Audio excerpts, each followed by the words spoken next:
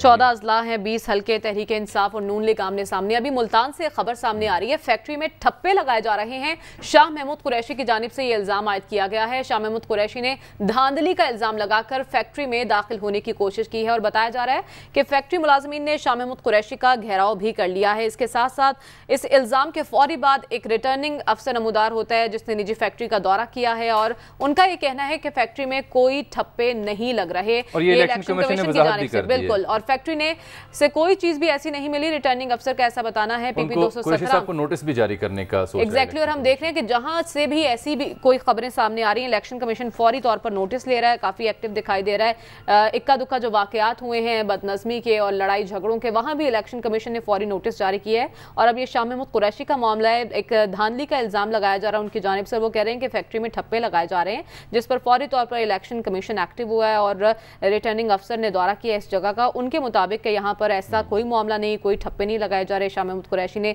निजी फैक्ट्री में दाखिल हुए हैं और ठप्पे लगाने का इल्जाम आयद किया। उन्होंने कहा कि शाह महमूद कुरैशी बगैर अथॉरिटी कैसे निजी जगहों पर दाखिल हो सकते हैं, ये रिटर्निंग अफसर कह रहे हैं। और उन्होंने इस मामले पर शाह महमूद कुरैशी को नोटिस भी जारी कर दिया। इसके साथ साथ मुजफ्फरगढ़ से भी एक खबर आई है जहाँ पर पीटीआई रहनुमा शहबाज गिल भी एक फैक्ट्री में मौजूद है। बताया जा रहा है कि यहाँ पर खवातीन कारकुनान की जानिब से एहतजाज किया जा रहा है, हुकूमत के खिलाफ भी नारे लगाए जा रहे हैं और पुलिस की भारी नफरी फैक्ट्री के बाहर भी पहुंच चुकी है। तो एक जानिब शाह महमूद कुरैशी का मामला है, दूसरी जानिब शहबाज गिल का मामला भी सामने आया है मुजफ्फरगढ़ से, जहां वो एक फैक्ट्री में मौजूद बताए जा रहे हैं और बताया जा रहा है कि पुलिस की नफरी यहां पर पहुंच चुकी है। खवातीन कारकुनान एहतजाज कर रही हैं और हुकूमत के खिलाफ ये तो अब सूरत हाल चल रही है। लेकिन फवाद चौधरी साहब कुछ देर पहले जब मुखातिब थे तो कह रहे थे अभी तक की सूरत हाल पुरअमन है, ठीक है, मुनासिब है, उन्होंने कोई खास शिकवा नहीं किया।